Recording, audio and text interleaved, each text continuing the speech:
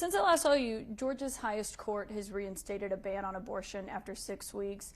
It basically put on hold a decision by a lower court that overturned that 2019 law that you signed into law. If the appeals court comes back and overturns the law, what will you do? Well, we're going to keep fighting the legal process. I mean, we knew 3 years ago when we passed this bill that it was going to take a long time to get it through the courts and to get it implemented, and we knew there would be a lot of people fighting us. But that's the path that we've taken, and that's what we'll do. And so we're just going to wait and see what the court does, and then we'll reassess. I believe that they'll uphold our law and it'll be implemented. Let me get your reaction to something that former President Trump has been under fire for in recent days, which is having dinner with Nick Fuentes, this outspoken white supremacist and anti-Semite. Well, I just put a statement out there. I'll let that statement speak for itself. I mean, that was a bad decision. There's no place for that in the Republican Party. I know he's got his answer to that question, and I'll let him speak to that, but my views on that are very clear.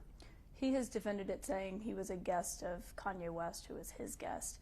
But he hasn't criticized or denounced the statements that we've seen, this hateful language from Nick Fuentes. Well, listen, I am not privy to who said what and all of that. I'll just let my statement speak for itself. It's very clear. In recent days, you have filed paperwork to create a federal PAC of your own. It makes people wonder if you've got some of your own future national ambitions.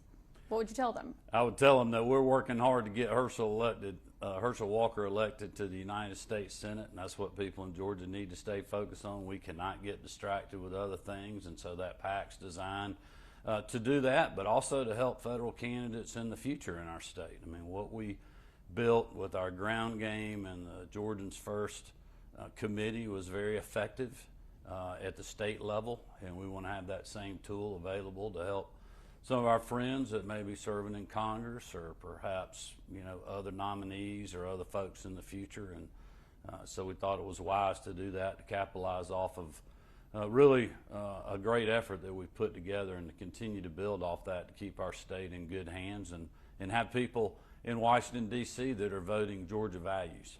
Could that be to help other people who are running for the Republican nomination for president, potentially? Well, that's not what the focus is. You need to worry about next Tuesday. That's what I'm worried about. Staying focused on getting Herschel over the goal line. Next Tuesday is obviously what everyone's eyes are on, but you did see the former president announce that he will be running in 2024. Would you support him for that? I did see that. Would you support him in that run? Well, I hadn't seen who else is going to run. So I'm going to keep focused on getting Herschel elected to the United States Senate. Would you like to see a robust... We do not need to get distracted from that. Would you like to see a robust Republican presidential primary field? Well, listen, I hadn't thought too much about that. After what I've been through the last 3.5 years in this election, beating a very strong candidate in the primary and a very strong candidate in the general election, I was focused on obviously helping Herschel, but also having a normal Thanksgiving for the first time in years, and focused on Christmas. And we're trying to put our budget together and get ready for our legislative session here in Georgia. That's what I got elected to do, and that's my commitment to the people of this state, and that's what I'm focused on. And if Herschel Walker wins on Tuesday, what does the difference mean to you in having that 50 versus 51 Senate? Oh, I think, having that divided Senate is absolutely huge, not only for right now, but it's going to be huge 2 years from now. But it'd also be huge just having a conservative voice from Georgia in the United States Senate that's fighting for us and fighting for what we need versus what Joe Biden is wanting them to do. And to me, that's what this race is all about. All right, we'll leave it there. Thank you for your time. Thank you.